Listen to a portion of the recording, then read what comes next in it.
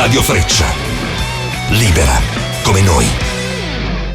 I think rock and roll must send a message and must set an example for everyone. Well, I think there are still certain artists who are making sensible comment about what we see around us, what the world is turning into. There's a few tracks on the latest record, Whoosh, which are making comment about that, and we all know we could do it better. We could make it a lot better without changing big things. We could stop throwing crap in the sea. We could stop burying plastic under the soil so nobody sees it. We could stop breathing crappy air. We can do this. We have the intelligence. We can make airplanes go through the air. We're very clever. We can change this, and we don't need to do big things to do it. Because if we don't, the planet's going to be fine. We're going to disappear, and that's rather stupid, We're going to disappear, and in the end, it's going to all turn out in a whoosh. Exactly. So quick. I was saying, the dinosaurs were around for 100 and something million years. Yeah. And I don't feel that confident about us at the moment, Speaking of whoosh, it's your new record. It's coming out on the 7th of August. How was that? Because I believe most of the songs were in your mind before this all started, and they were finally arranged during the lockdown. And for a band like yours that I believe is used to jamming and to see each other face to face in the studio, how was creating without jamming in studio physically? Well, your timing is slightly off. We actually recorded last year, and we did it the old way. We were all together in the studio. And when we create these pieces of music, because that's all they are, they're not songs at that point, they're just pieces of music. And Ian Gillan's there with his notepad writing words that the music inspires in him, or he'll go back to some old words where he had no music to fit it. And he will tell us, I can't make a song out of this. It's a nice piece of music, but I cannot make a song. Or he'll say, that's good, I can make a song out of this. So he has all these words and all his ideas all the time. But not every song, of course. But you go back to Child in Time. That is a social comment song. At that time, we had the USSR and America threatened to bomb the crap out of each other. And the world was a very unhappy and very dangerous place. So Child in Time was a little view on that, saying it doesn't have to be that way. Sooner or later, we have to learn that we don't need to hurt each other. So those are social comments have always been in Ian's lyrics. And for the last, we've got to be honest, the last 10, 15 years, we've seen all these problems in the world. We've seen all this with pollution and the stuff we're getting wrong. And so Ian's lyrics are reflecting the world he lives in. And he tells the story in abstract ways. You have to work out, the old lady blew the leaves off my tree. That's Mother Nature. That's a hurricane, Yeah. So you've got to work it out. But those little observations, they're there if people want to find them. Because Ian never says you must do this and you mustn't do that, because that doesn't work. If I tell you you can't go to the pub, you go, I'm going to the pub. I can't tell you what to do. But if I say, it might not be a good idea to go to the pub tonight because they got no beer, and you go, okay, I won't go to the pub. If you do it gently, you probably get better reaction. So those songs were created before this problem, but they were about the problems we already had. But the timing, I hate to say good timing because there's nothing good about what's going on at the moment. It's very relevant. Things we need to be aware of and things we can change. You know what they say about what you were mentioning, that the best way to sell something is to put a forbidden sign on it, So that's right. Don't go to the pub. It's forbidden. I want to go to the pub. Yeah. But also, if it's wrong, it makes revolution. Yeah. You know, if a government tells you you cannot go and see your mother, well, you for a few days you say, no, I'm going to see my mother. You know, you cannot tell people what to do. Eventually it gets a negative result. You have to make them believe that it's the best idea. You know. So, who's the primal social commentator in the band? Is it you? Is it Ian? Is it? It's Ian. It's Ian. Ian. It's Ian. He has the vehicle. He has the words. Okay. I couldn't write a lyric to save my life, you know. But then again, Ian Gillan can't play drums to save his. So, you know, we have our different abilities. I know that when we go to make a record, Ian trusts me to get the drum track correct. When we finish work, I get out of there. I don't stay. I don't want to hear what's going on. Next time I want to hear it, I want it finished. So I trust Ian to come up with interesting and different lyrics. And when I hear it, I want to hear it like you guys hear it, almost like it's brand new. Because I can never be exactly brand new for me, but very close. So you know, until I hear it, it's a mystery to me too. Yeah.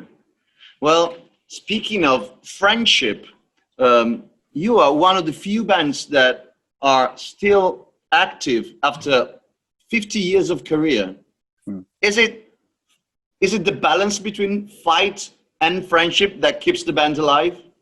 I think it was the stresses and strain that helped create the band, you know. But if those same problems were with us today, we would not be here.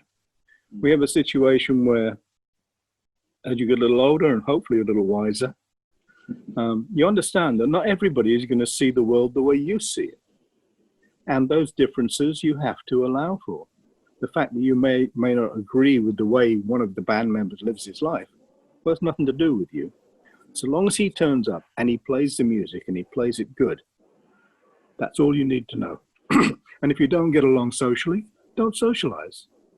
But don't expect the world to be exactly like you want it to be. I think when you're kids, that's a bit more of a problem. I think a little later you go, you do what you do. I'll see you at the next concert. It's okay. Okay. So I think the real important thing, since you mentioned it, is if you don't want to socialize, don't socialize. The point is just let's create some value here. Just add some stuff. Just not pretend we're musicians. Let's do music, right? Well, I think that's why when we were kids, that's why we started. You know, we wanted to do something that made us happy. And then you find somebody else who wants to do the same thing as you do, and you make each other happy. Then there's 4 or 5 of you, and you're having a really good time. Then you find that the people listening to you, they get happy too. Okay. And so that evolution, you know, you keep getting better, hopefully, and more people like what you do. It becomes sort of important, and not just for the musician. It becomes important for the people who have locked onto what you're doing. And then it becomes a world movement. Excuse me, I've got a thing in my throat.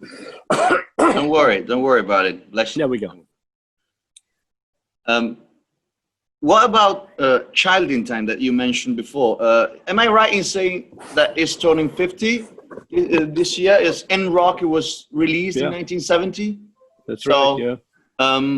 That was the amazing cover of the album. And here we are, 50 years later, comparing the solidity of a rock and then the space sailor floating away, vanishing. Yeah. That if you put that cover one close to the other, it's like the definition of time. Well, it sort of is, isn't it? Yeah. Those rocks are still there. Yeah. And the spaceman is just dissolving away. Yeah. We hope he doesn't dissolve, you know. He doesn't have to. Yeah. We can make him dissolve, but we could stop that. I'm very fascinated by the way our idea, the common idea of future, is often related to space. Well, we do have a problem. We are 3-dimensional creatures. Well, 4 if you consider time. We are very limited in our understanding of that great nothingness. I don't know about you, but I try and every now and again try and get my head around the fact that, okay, there's no end to space. but there has to be an end. There has to be an end to everything. So if there's a beginning, then we can't do it. You cannot imagine a universe that just goes on and on. It's not within us to. We have so many years on the planet. We have so many things we do. We get so big. We get so fat. Everything has a limit. Space has no limit. So we are totally confused by it. Yeah. I think we are in desperate need of controlling things. So it's reassuring for us to think that the space has a limit. But what if it doesn't? What if it doesn't? I mean, well, no, that's right. But how do you know when you get to the there is no end? How do you it drives you crazy. Yeah. Well, about time. I've listened to the record to Whoosh, and it's there's some hints of progressive rock, and to do progressive rock in 2020, it's quite a weird thing to say to somebody else, right? What's the purpose here? Did you want to do it like specifically? Let's do a prog record, or not? No, we never have an idea what's going to happen. All we know is when we come up in the writing session with the ideas, they go one way or they go another. The great thing with Purple is that we've always had really, really good musicians who have very big horizons. They don't see it like that, see it like that. So it gives you more possibilities. And hopefully you do evolve positively and you start trying more things. And if that is going to be termed progressive rock, well, that's fine. Give it a name. We don't think of it. It's just 2020 Deep Purple. Those ideas are the ideas we have now. We wouldn't have had them 50 years ago. We'd have had different ideas. We're different people, When you're 20 something years old, you drink too much, you chase every woman you see, and you drive too fast, and you lose all your money. A little later in life, you may still drink too much. That's about it. Well, you shouldn't tell Keith Richards to do that. I wouldn't tell him to do anything. He wouldn't listen anyway. Well, who's the most funny guy you met in the business? Funniest guy. That's hard. We don't get to see many people for a long time. The really funny guys generally aren't in music. They're in acting and comedy. And most comedians, when you meet them, are the most miserable guys in the world. They go on stage and they become Mr. Happy. But most musicians, you see each other for 5-10 minutes, and usually when you make each other laugh, it's because you're drunk in a bar somewhere, and then in the morning you can't remember what you said. Anyway.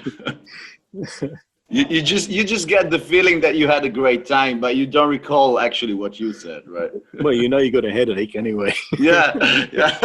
If I got a headache, I must have had a good time. Yeah, that's the souvenir we take from the night, spend on the road. We don't want it, but we always get it, and we can't do it again. Yeah. You said that Whoosh is the sound of the 2020 Deep Purple.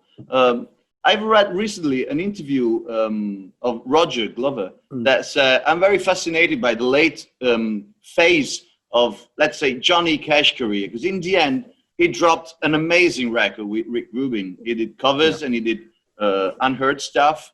What about that? Is it always time to do a good record? Of course it is. But do you have any reference, any inspiration from other artists that in the late part of their career, they did a great job? For me, no. I think there's a time, the time in your youth when everything you have comes out very quickly. We saw it with Jimi Hendrix, saw it with the Beatles. You might say you saw it with the Stones. The Who are a different thing. The Who, if all four of those guys were still here, the Who would still be the biggest touring band in the world, because they got Pete Townsend and they got Roger Daltrey, they got a songwriter and a great front man, and they would have had Crazy Keith and amazing end to us all. No great band. I mean, no Who, no hard rock, no heavy metal. The Who started all that, but they did it with class and musicianship. So rock and roll is getting on for 70 years old, 65 years old now. And most of the great stuff, I think, has been done. And I think what we do now is more difficult because it's a very limited genre, rock and roll. There's certain chord sequences work and certain chord sequences don't work. The art now is to try and find new ways to do the old things. If you can do that, and that's the genius of the human imagination, then you can keep it going forward. But it's going forward slowly now. It's not possible to do what was done before. You know, you have to work a little harder.